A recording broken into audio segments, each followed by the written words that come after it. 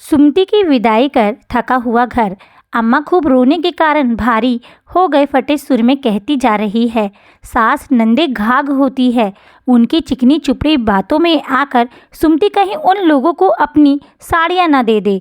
बुढ़िया अम्मा की सास ने मेरी पेटी खाली करा ली थी। बहुत समझाया है सुमति को, पर वह आजकल की लड़कियों की तरह चतुर नहीं है और अम्मा की दृष्टि गोपी पर साफ मतलब है।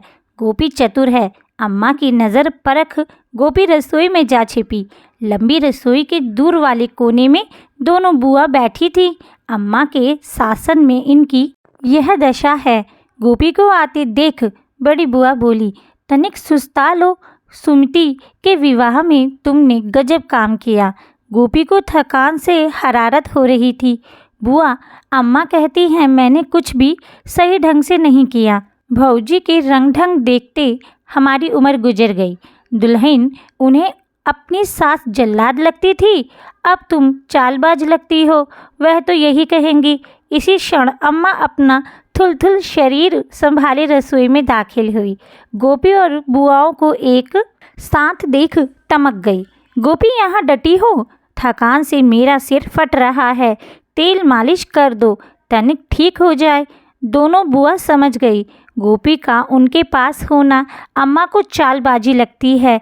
गोपी अम्मा के पीछे चल दी। अम्मा बिस्तर पर छा गई।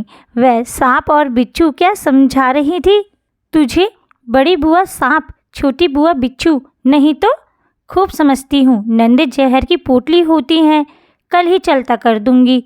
अम्मा का संपर्क डेंजर जोन होता है। तथापि गोपी थोड़ा मुस्कुरा दी कि अम्मा की तीनों बेटियां भी जहर की पोटली। गोपी की मुस्कान का अर्थ समझ अम्मा की चमड़ी चुनचुनाने लगी। क्यों मुस्कुराई? तुम्हारी नंदे गऊ की तरह हैं। हाँ अम्मा, गऊ। अम्मा को लगा गोपी के अनुमोदन में रहस्य छुपा है। गर्दन अकड़ाकर बोली, मीरा और नीरा दोनों 2-4 दिन में चली जाएंगी। घर की आखिरी शादी थी, दोनों को चैन देना है। दमादों को अंगूठी ठीक रहेगी। बुआ को भी कुछ। अम्मा का चेहरा बाकी दिखने लगा। बिना लिए वे दोनों टलने वाली नहीं।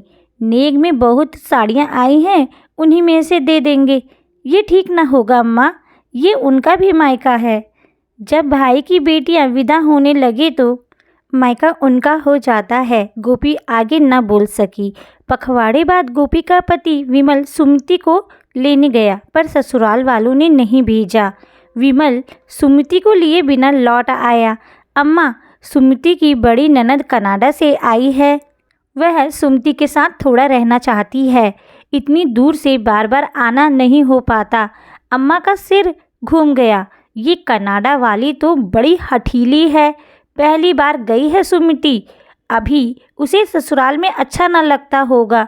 विमल, तुम ले आते उसे। बाबूजी बोले, सुमति अब उस परिवार की बहू है, वह हमारे अनुसार नहीं, ससुराल वालों के अनुसार चलेगी। जैसे हमसे रिश्ता ख़त्म हो गया।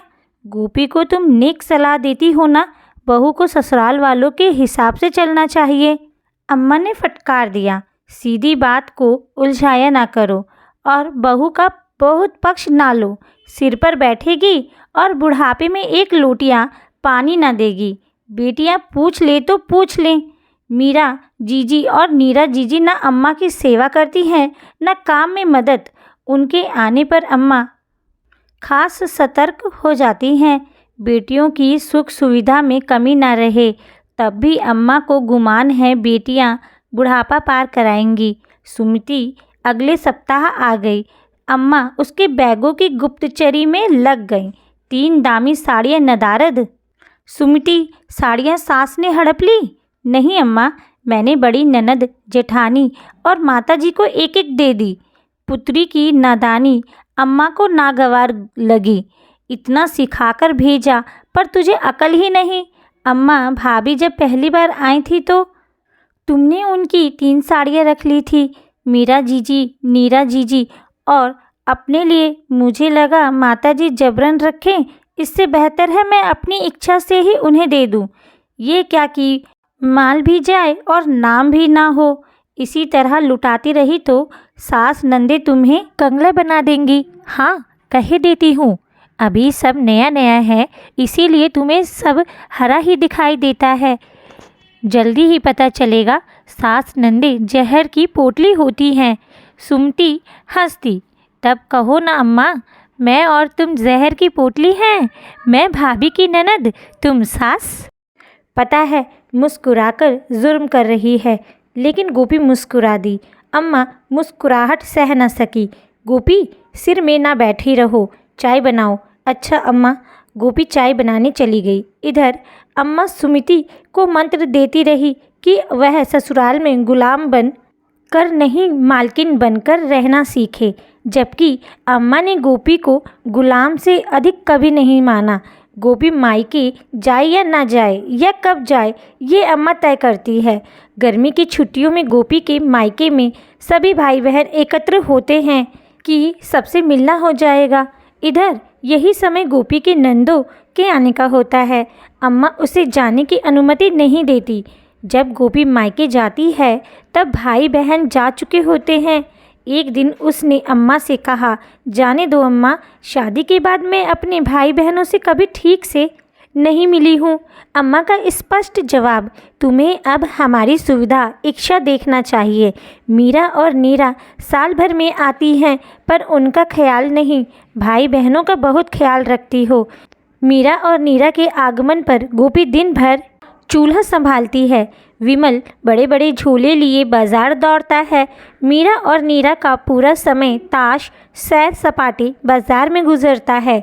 अमोद प्रमोद में अम्मा तल्लीन हो जाती हैं। सुमिति 6 माह बाद मायके आई। अम्मा और गोपी के लिए साड़ी लाई। अम्मा से नहीं देखा गया। मेरे लिए तो ठीक है, पर गोपी की चमची ना बनो। अम्मा, भाभी को भी लगे कि कोई उनका ध्यान रखता है।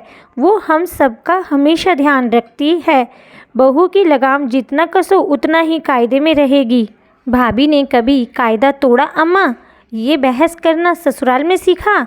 हाँ, मैं बहू बनी। पता चला बहू की कुछ भावनाएं होती हैं। वह मान और सम्मान चाहती है। मेरी बड़ी ननद कनाडा लौट गई, पर छोटी के नखरे, उसकी जूठी थाली तक मैं उठाती हूँ। अम्मा सदमे में। सुमिति, तुम उसकी गुलाम नहीं हो, पर बहू तो हूँ। बहू को ये सब करना चाहिए। अपने ही घर में देखती हूँ अम्मा। गोपी भाभी गई भाड़ में। परिमार्जन से कहो तुम्हें अपने साथ ले जाए। अच्छी पोस्ट में है, तुम क्यों दबोगी इस छुटकी ननदिया से? वे ले जाना चाहते हैं, पर माताजी कहती हैं कुछ दिन हमारी सेवा करो। तुमने फेरी माताजी के साथ लिए हैं? बिटिया, तुम इस बुढ़िया की लगाम कसो। अम्मा गोपी की लगाम कसना चाहती हैं और चाहती हैं सुमिति अपनी दुराचारी सास की लगाम कसे। नहीं अम्मा, परामर्जन अपनी माँ के सामने मुंह नहीं खोलते। ऐसे भक्त है अम्मा के प्रभु।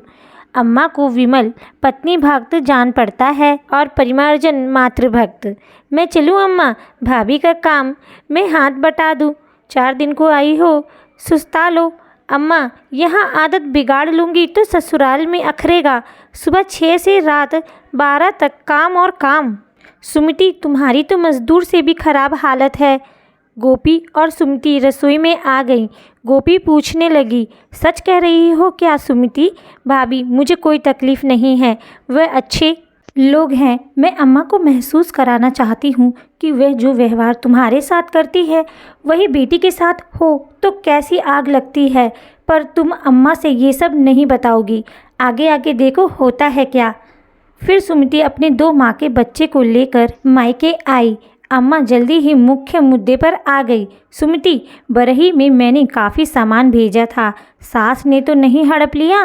उन्होंने नहीं हड़पा, मैंने ही सब उन्हें सौंप दिया था। परिमार्जन बोले, बेटा हुआ है तो सबका नेक बनता है। सास, दोनों नंदों और जेठानी को हम लोगों ने सोने के कंगन दे दिए। अम्मा पर गाज गिरी। बेसहुर कंगाल हो जाएगी। ना देती तो परिमार्जन को बुरा लगता। अपनी बड़ी बहनों को देखो, पति को मुट्ठी में रखती हैं। कुछ सीखो। स्त्रियों की मनोवृत्ति विचित्र होती है। बेटी को पढ़ाती हैं, पति को मुट्ठी में रखो। बहू को आरोप देती हैं, ये मेरे बेटे को मुट्ठी में रखती है। अम्मा, यह गुण तो हमें आता नहीं, तुम्ही से जाना है कि पहली संतान, वो भी पुत्र हो तो सास नंदों को कुछ देना चाहिए। गुड्डू हुआ तब तुमने भाभी की कंगन उतरवा लिए थे।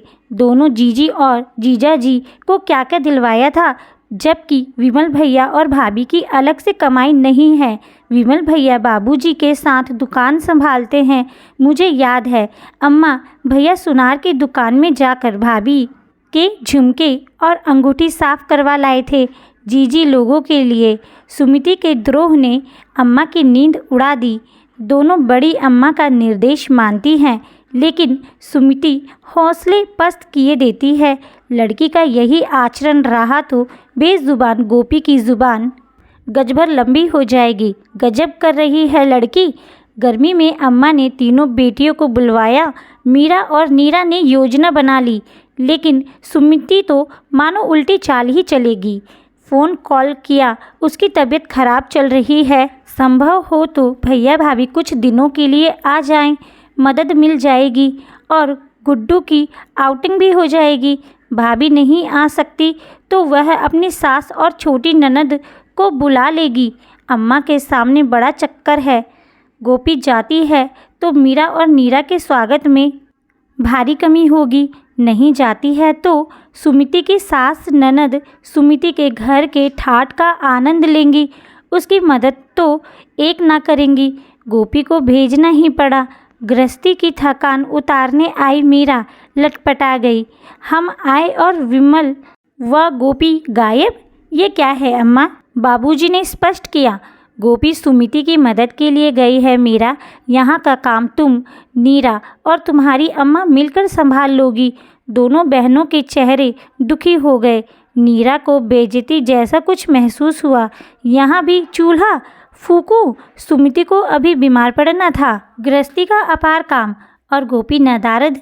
अम्मा को तत्काल समझ में आ गया कि गोपी के बिना वह घर नहीं चला सकती। काम करने की आदत नहीं तो जोड़ों में पीड़ा हो गई। मीरा और नीरा रसोई में घुसी, खाना कम बनाती, सुमिति और गोपी को अधिक कोसती। जल्दी ही मीरा ने ऐलान किया, अम्मा हम लोगों की दक्षिण भारत घूमने की योजना है। यहाँ का देख सुन लिया, अब जाना है। अम्मा उदास हुई। रुको ना, फिर छुट्टियाँ ख़त्म हो जाएंगी और दक्षिण भारत जाना नहीं हो पाएगा।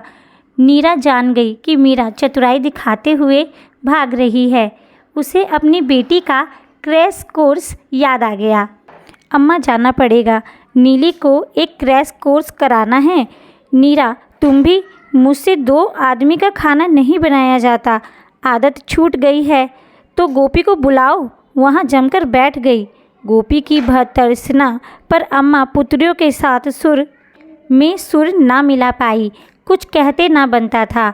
बाबूजी ने कहा, तुम लोग जाना चाहती हो तो जाओ, तुम्हारी जिम्मेदारियां हैं, व्यवस्थाएं हैं, यहाँ का हम दोनों संभाल लेंगे।